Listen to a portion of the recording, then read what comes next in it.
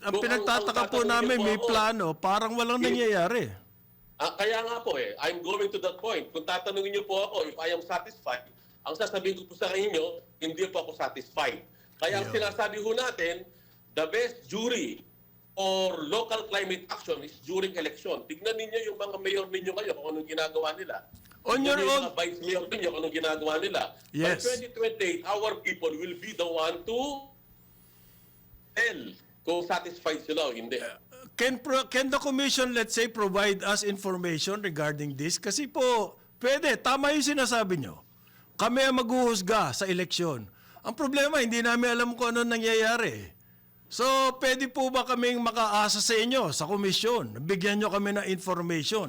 Etong lugar na to, nako, asama ng implementasyon ng plan na yan. Ito may plano na, may plano na. Ito, may plano na. Ito, pwede po ba yon? Ay, pwede po yun. Actually, kahit po yung kayo mismo ngayon doon, meron po tayong freedom of information. Maaari po kayong magtanong mismo para localize sa inyong mga local government unit. At ang ating mga local government unit po, may sanggunian yan.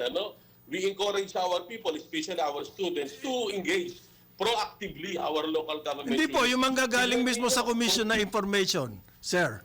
Makikita ho nyo yan, may kayong mga kanya-kanyang mga local ordinances. Okay. Yung po mga land use plan ninyo, saan napupunta yung 5% kanilang calamity fund, at bakit nagkakaroon ng land conversion kahit hindi kailangan magkaroon ng land conversion. Okay. Bakit nakakapagtayo ng iba't ibang mga gusali sa isang lugar na hindi naman dapat tayuan ng gusali.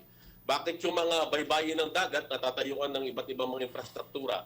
So these are the questions that we need to look into. And really, we deserve the kind of government that we have insofar as the local government is we have.